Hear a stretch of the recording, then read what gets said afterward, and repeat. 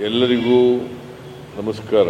Police ಧ್ವಜ ದಿನಾಚರಣೆ 2025 ಮತ್ತು ಮುಖ್ಯಮಂತ್ರಿಗಳ ಪದಕ ಪ್ರದಾನ ಕಾರ್ಯಕ್ರಮದಲ್ಲಿ ಅತ್ಯಂತ ಸಂತೋಷದಿಂದ ಭಾಗವಹಿಸಿದ್ದೇನೆ. ಯಾರ್ಯಾರು ಪದಕ ಪುರಸ್ಕೃತರಿದ್ದಾರೆ, ಈ 3 ವರ್ಷಗಳಿಂದ ಪದಕ ವಿತರಣೆ ಆಗಿರಲಿಲ್ಲ. ಕಾರಣಾಂತರದಿಂದ ಇದು ಮುಂದೂಡಲ್ಪಟ್ಟಿತ್ತು. ಹಾಗಾಗಿ ಈ ವರ್ಷ 3 ವರ್ಷಗಳ ಒಟ್ಟಿಗೆ ಪದಕಗಳನ್ನು ವಿತರಣೆ ಮಾಡ್ತಾ ಇದ್ದೀವಿ. ಯಾರ್ಯಾರು ಪದಕವನ್ನು ಪಡ್ಕೊಂಡಿದ್ದಾರೆ ಎಲ್ಲ ಪುರಸ್ಕೃತರಿಗೆ ನಾನು ಅಭಿನಂದನೆಗಳನ್ನು ಈ ಸಂದರ್ಭದಲ್ಲಿ ಹೇಳಲಿಕ್ಕೆ ಬಯಸ್ತಾ ಇದ್ದೆ. ಕೆಲವರು ರಿಟೈರ್ಡ್ ಆಗಿರೋರು ಕೂಡ ಇದ್ದರು. ಅಂದರೆ 22, 23, 24 ಮಾಡದೇದರಿಂದ ಕೆಲವರು ನಿವೃತ್ತಿಯಾಗಿದ್ದಾರೆ. ಅವ್ರಿಗೂ ಕೂಡ ಆಯುಸ್ಸು ಆರೋಗ್ಯಗಳು ದೊರಕಲಿ ಅಂತೇಳಿ ಈ ಸಂದರ್ಭದಲ್ಲಿ ಆಶಿಸ್ತೇನೆ. ಜೊತೆಗೆ ಯಾರ್ಯಾರು ಪದಕ ಪಡ್ಕೊಂಡಿದ್ದೀವಿ, ಸೇವೆಯಲ್ಲಿ ಮುಂದುವರಿತಾ ಇದ್ದೀರಿ,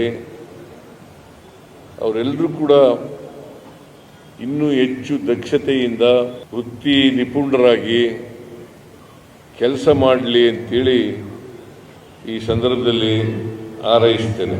ಕರ್ನಾಟಕ ರಾಜ್ಯ ಮುಂದುವರಿದ ರಾಜ್ಯಗಳಲ್ಲಿ ಮುಂಚೂಣಿನಲ್ಲಿರ್ತಕ್ಕಂಥ ರಾಜ್ಯ ಅಂತಕ್ಕಂಥ ಮಾತುಗಳನ್ನು ಹೇಳಲಿಕ್ಕೆ ಬಯಸ್ತಾ ಇದ್ದೆ. ಇವತ್ತು ಕರ್ನಾಟಕ ರಾಜ್ಯ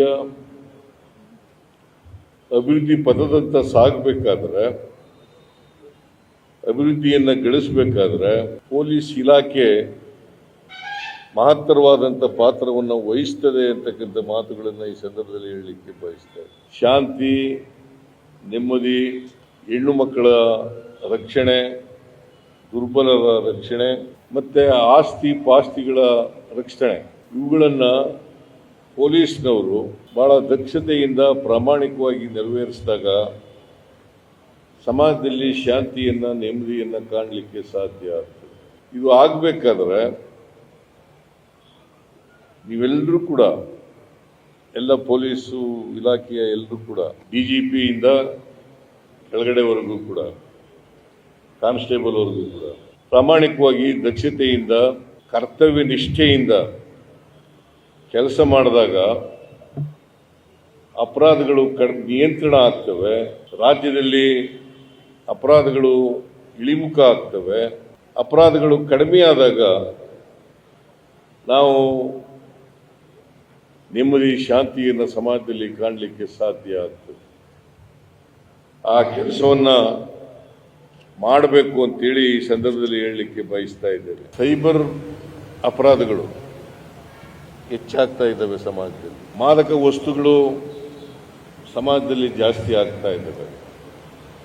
ಈ ಸೈಬರ್ ಕ್ರೈಮ್ಗಳನ್ನು, ಅಪರಾಧಗಳನ್ನು ನಾವು ಕಡಿಮೆ ಮಾಡ್ತಕ್ಕಂಥದ್ದು ಒಂದು ಸವಾಲು ಅಂತಕ್ಕಂಥದ್ದನ್ನು ನಾವು ಅರ್ಥ ಮಾಡ್ಕೋಬೇಕಾಗ್ತದೆ. ಅದಕ್ಕೋಸ್ಕರ ಇವತ್ತು ಆಧುನಿಕ